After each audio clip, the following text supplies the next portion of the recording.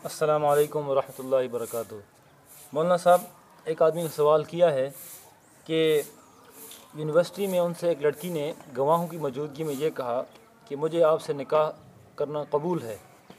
वो लड़का बार बार शराइत पेश करता रहा, लड़की ने तमाम शराइत को मान लिया और दोनों ने आपस में इजाब व कबूल कर लिया, तो क्या शरअन ये निकाह मुनक़िद होगा? जी वालेकुम अस्सलाम वरहमतुल्लाहि वबरकातुहू।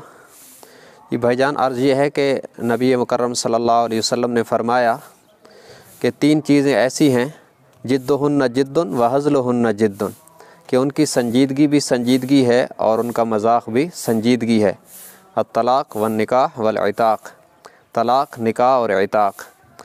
तो इताक़ पर तो हम बात नहीं करते क्योंकि इस वक्त वो मसला मामूल बिहा नहीं है, लेकिन तलाक़ व निकाह संजीदा तौर पर भी कहे जाएँ तो हो जाते हैं और मज़ाक में भी हो जाते हैं। तो सूरत मसूला में अगरचे लड़की ये कहती है कि मैंने गवाहों की मौजूदगी में मज़ाक में लड़के से कहा कि मुझे तुझसे निकाह कबूल है, शराइत के बाद अगर लड़के ने भी कहा कि मुझे भी कबूल है, तो इस सूरत में निकाह हो जाएगा।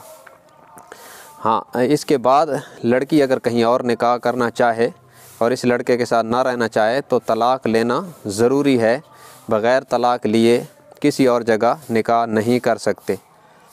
और अगर इसी के साथ रहना चाहे और तोहमत से बचने के लिए फिर खुलेआम तजदीद करना चाहें तो इसकी गुंजाइश मौजूद है। अगरचे निकाह पहले से मुनक़्क़िद हो गया है, लेकिन तोहमत से बचने के लिए इसकी तजदीद भी कर सकते हैं। और अगर ये ना रहना चाहे इसके साथ तो फिर तलाक़ लेना ज़रूरी है। लड़के को चाहिए कि अगर लड़की उसके साथ नहीं रहना चाहती तो उसे राज़ी करे, अगर नहीं होती तो बसूरत दीगर उसको एक तलाक़ देकर फ़ारिग कर दे, तो तब वो दूसरी जगह निकाह कर सकती है, वरना इसी के निकाह में रहेगी, हमेशा के लिए किसी दूसरी जगह निकाह नहीं कर सकेगी। व आखिरु दावाना अनिल